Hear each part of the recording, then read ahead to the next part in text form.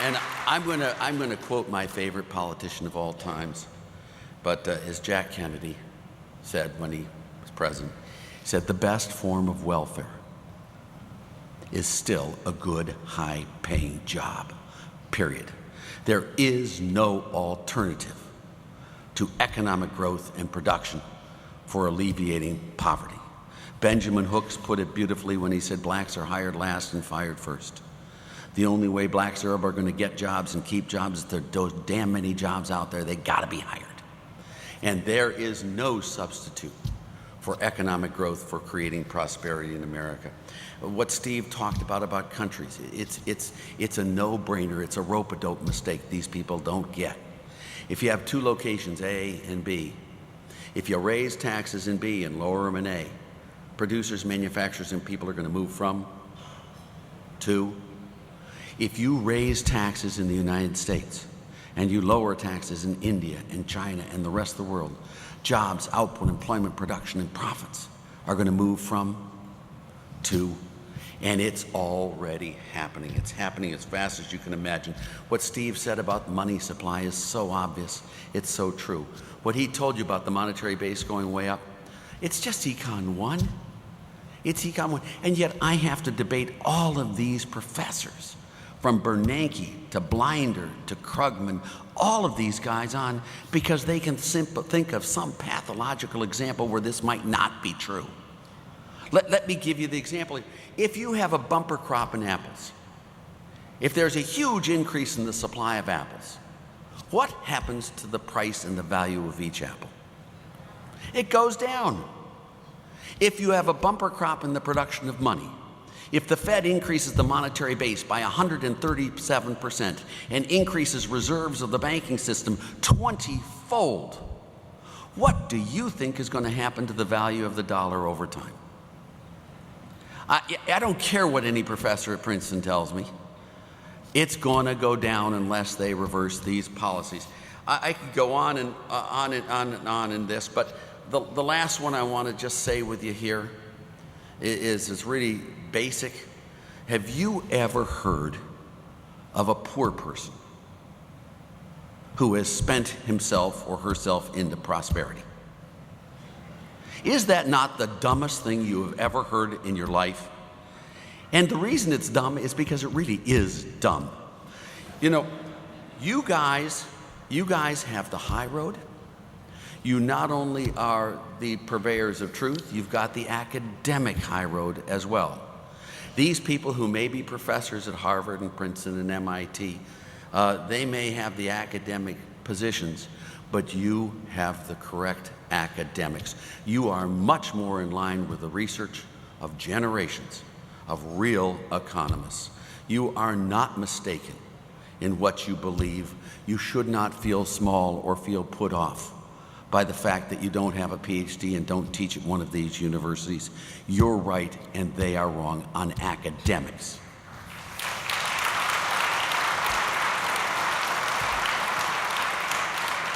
And you're also correct on the data.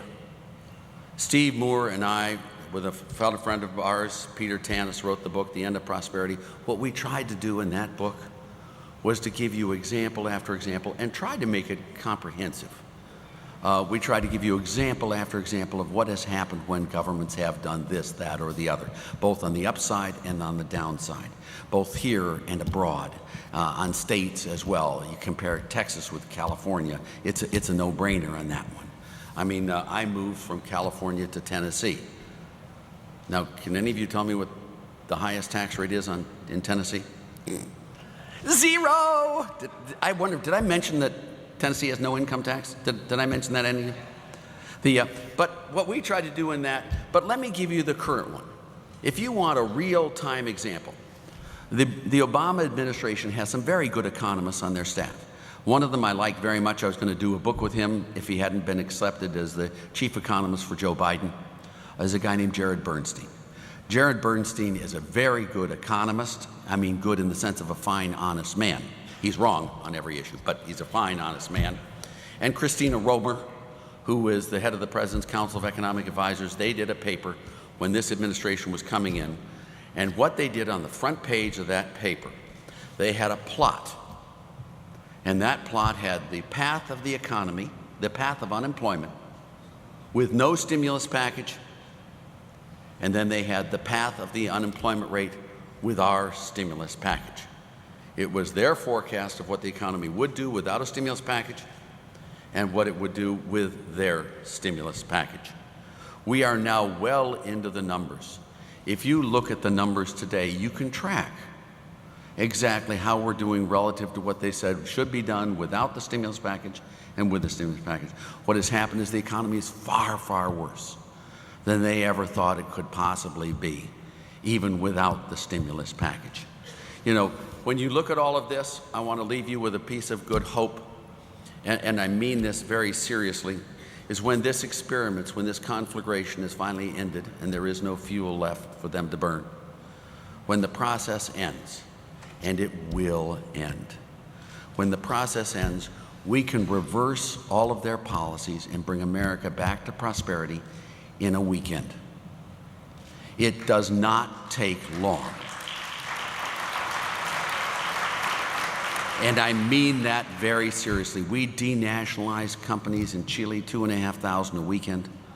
Working with Lady Thatcher, we got rid of the nationalized coal industry, the nationalized iron industry, the nationalized railroad industries in no time at all. I worked very closely with Keith Joseph back then. You can denationalize. You can do with tax rates the opposite of what they do with tax rates very, very quickly. All of these things, you can sell off the auto industry, you can sell off the drug industry, you can sell off the mortgage industry, you can sell off the insurance industry, you can sell off the banking industry, you can sell off the investment banking industry. Did I mention all the ones they've nationalized so far? But you can do those very quickly. You know, when you look at what's going on, this is not an issue of personalities. It is not an issue of bad guys, good guys. It's not. This is an issue of basic, simple economics. It's form versus substance. And let me tell you, we have the substance. They may have the form today, but we have the substance. I used to tease the real president. You all don't mind me referring to him as the real president, do you? You know what I mean. Ronnie. I used to tease him that I used to tell him, I said, sir, at the university, I want to tell you that as my position as an academic and professor, that it is my professional judgment, sir, that you are a certifiable genius. But I've also got to tell you, sir, that some of my colleagues at the university are not overly impressed with your intellectual acumen. In fact, sir, most of my colleagues don't think you're very smart at all. But the one thing my colleagues and I do agree on is that your one unique characteristic is your uncanny ability to select your four predecessors. Anyone following in the heels of Johnson, Nixon, Ford, and Carter just can't look bad.